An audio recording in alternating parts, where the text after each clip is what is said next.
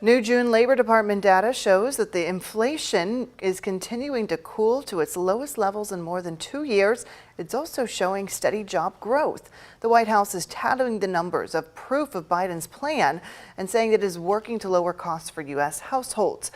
ABC's Justin Finch has the details from Washington.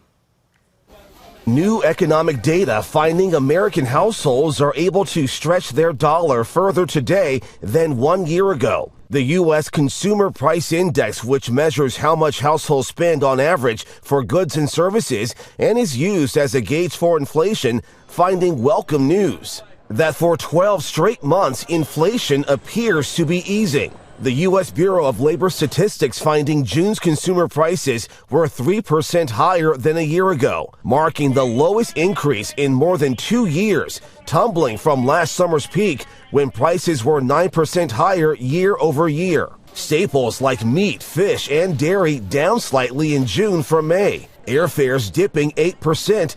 Used car prices down, with new car prices flat. The stock market reacting.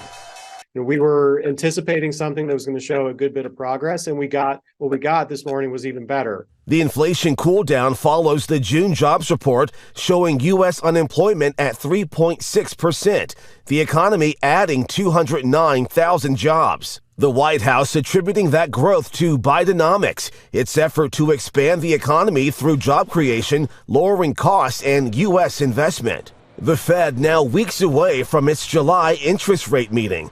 Many expect rate hikes will pick up again, as this investment portfolio manager explains on Bloomberg TV. Because this is not going to get the Fed to start cutting rates. All this does is get the Fed to probably pause for an extended period, keep rates elevated.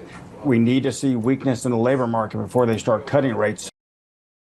While the U.S. economy is showing momentum, the U.S. Treasury Secretary cautions a recession is not fully off the table, as Republicans argue inflation remains too high and wages too low.